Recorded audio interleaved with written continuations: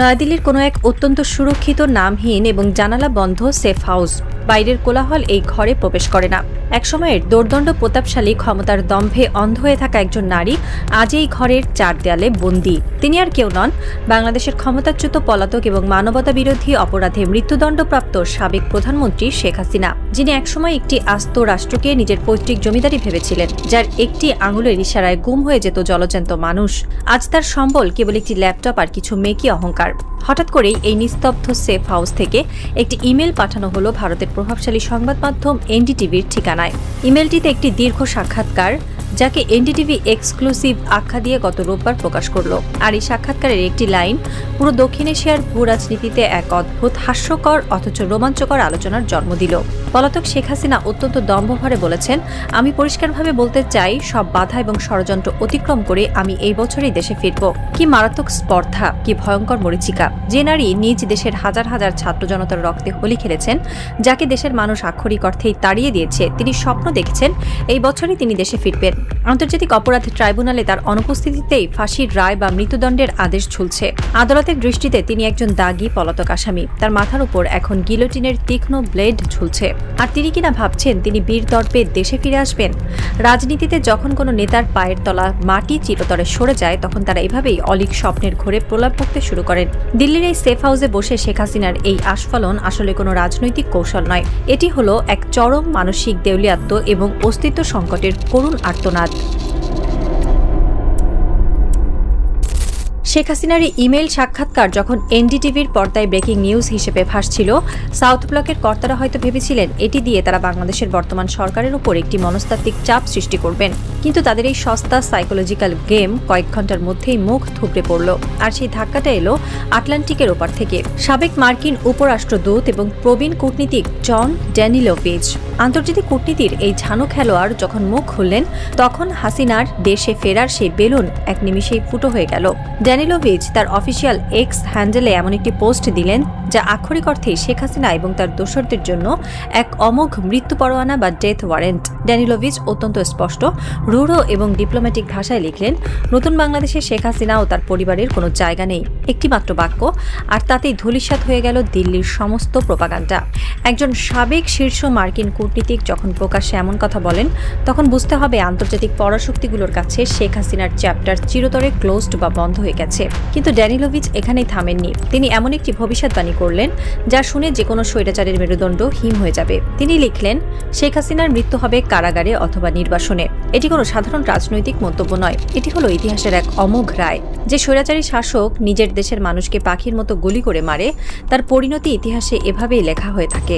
হয় তাকে ফাঁসির দড়িতে ঝুলতে হয়, নয়তো বিদেশের মাটিতে ধুকে ধুকে একাকী, অপরিচিত এবং অভিশপ্ত অবস্থায় শেষ নিঃশ্বাস ত্যাগ করতে হয়।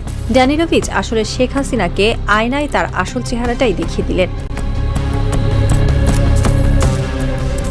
শেখ হাসিনা হয়তো দিল্লির বিলাসবহুল সেফ হাউসে বসে এই বছরই দেশে ফেরার স্বপ্ন দেখছেন, কিন্তু তিনি কি জানেন দেশের মানুষ তার জন্য কি বিছিয়ে রেখেছে? একটু ফ্ল্যাশব্যাকে যাওয়া যাক। 2024 সালের সেই ভয়াল জুলাই এবং আগস্ট মাস। বাংলাদেশের রাজপথগুলো তখন আক্ষরিক অর্থেই রক্তগঙ্গায় পরিণত হয়েছিল। কোটা সংস্কার আন্দোলন থেকে শুরু হওয়া একটি ছাত্র বিক্ষোভকে স্তব্ধ করে দেওয়ার জন্য শেখ হাসিনা তার পেটুয়া পুলিশ, র্যাব এবং দলীয় ক্যাডারদের লেলিয়ে দিয়েছিলেন। নির্দেশ ছিল দেখামাত্র গুলি। জাতিসংঘের মানবাধিকার বিষয়ক হাই কমিশনারের কার্যালয় বা OHCHR গত বছর যে তথ্য অনুসন্ধানী প্রতিবেদন প্রকাশ করেছিল, তা পড়লে শয়তানেরও হয়তো ঘুম ভেঙে যাবে। সেই প্রতিবেদনে স্পষ্ট বলা হয়েছে, জুলাই অভ্যুত্থানের সময় শেখ হাসিনার নিরাপত্তার বাহিনীর গুলিতে প্রাণহানি হয়েছে কমপক্ষে 1400 মানুষের। 1400 তাজা প্রাণ, 1400 স্বপ্ন, 1400 মায়ের কোল খালি হয়ে যাওয়ার সেই আর্তনাদ কি শেখ হাসিনা ভুলে গেছেন? 5 আগস্ট 2024 ছাত্র জনতার এক অভূতপূর্ব সুনামির মতো অভ্যুত্থানের মুখে তিনি যখন দেশ ছাড়তে বাধ্য হলেন, তখন তার সেই পলায়ন ছিল ইতিহাসের সবচেয়ে কাপুরুষোচিত পলায়ন। যারা তাকে বিশ্বাস করেছিল, সেই সব নেতাকর্মীদের মৃত্যুর মুখে ফেলে রেখে তিনি একটি সামরিক হেলিকপ্টারে চড়ে সোজা দিল্লিতে পালিয়ে গিয়েছিলেন। আর আজ তিনি বলছেন দেশে ফিরবেন। তিনি কার কাছে ফিরবেন? যে দেশের প্রতিটি ধূলিকণায় ওই 1400 শহীদের রক্ত মিশে আছে, যে দেশের প্রতিটি মায়ের চোখের জল এখনো শুকায়নি, সেই দেশ কি তাকে লাল গালিচা দিয়ে বরণ করবে? যদি তিনি ভুলেও বাংলাদেশের মাটিতে পা রাখেন, তবে তাকে রিসিভ করার জন্য কোনো ভিআইপি প্রোটোকল থাকবে না। তাকে রিসিভ করার জন্য অপেক্ষায় থাকবে আন্তর্জাতিক অপরাধ ট্রাইব্যুনালের সেই ঐতিহাসিক রায়, ফাঁসির মঞ্চ। শেখ হাসিনার এই দেশে ফেরার দিবাস্বপ্নের পেছনে সবচেয়ে বড় বাধা হলো আইনের শাসন। 2025 সালে আন্তর্জাতিক অপরাধ ট্রাইব্যুনালে মানবতাবিরোধী অপরাধের মামলায় তার বিরুদ্ধে যে রায় দেওয়া হয়েছে তা বাংলাদেশের আইনি ইতিহাসে এক বিশাল মাইলফলক। একটি দেশের সাবেক প্রধানমন্ত্রীকে যখন মানবতাবিরোধী অপরাধে গণহত্যার রায়ে মৃত্যুদণ্ড দেওয়া হয়, তখন বুঝতে হবে সেই দেশের বিচার ব্যবস্থা কতটা শক্ত হাতে কাজ করছে। মৃত্যুদণ্ড তো কেবল একটি মামলা, এর বাইরেও দুর্নীতির একাধিক মামলায় তার বিভিন্ন মেয়াদে সাজা হয়েছে। মেগা প্রজেক্টের নামে, বিদ্যুতের কুইক রেন্টালের নামে, ব্যাংক খাতকে গিলে খাওয়ার নামে গত 15 বছরে এই দেশে যে অভাবনীয় এবং মহাজাগতিক লুটপাট চলেছে তার মূল মাস্টারমাইন্ড ছিলেন তিনি নিজেই। আদালতের দৃষ্টিতে তিনি এখন কোনো রাজনৈতিক নেতা নন, তিনি কোনো সাবেক প্রধানমন্ত্রী নন। আইনের দৃষ্টিতে তিনি স্রেফ একজন পলাতক, খনি এবং লুটের আসামি। ইন্টারপোলের রেড নোটিশ হয়তো যে কোনো দিন কার্যকর হতে পারে। ভারত সরকার তাকে রাজনৈতিক আশ্রয় দিয়ে হয়তো সাময়িকভাবে বাঁচিয়ে রেখেছে, কিন্তু আন্তর্জাতিক আইনের চাপে ভারত কতদিন এই খুনিকে নিজেদের মাটিতে পুষে রাখবে তা নিয়ে সাউথ ব্লকের ভেতরে এখন তীব্র মতবিরোধ চলছে। জন ড্যানিলোভিচ তার সেই টুইট বা এক্স বার্তায় কেবল শেখ হাসিনার পরিণতি নিয়েই কথা বলেননি। তিনি একটি চরম এবং বাস্তবসম্মত পরামর্শ দিয়েছেন আওয়ামী লীগের মতো একটি পুরনো রাজনৈতিক দলের জন্য। তিনি লিখেছেন, আওয়ামী লীগ যত দ্রুত এই বাস্তবতা মেনে নিয়ে সংস্কারের পথে এগোবে ততই বাংলাদেশের জন্য মঙ্গলজনক হবে। এটি একটি অত্যন্ত রূঢ় কিন্তু প্রয়োজনীয় রিয়েলিটি চেক।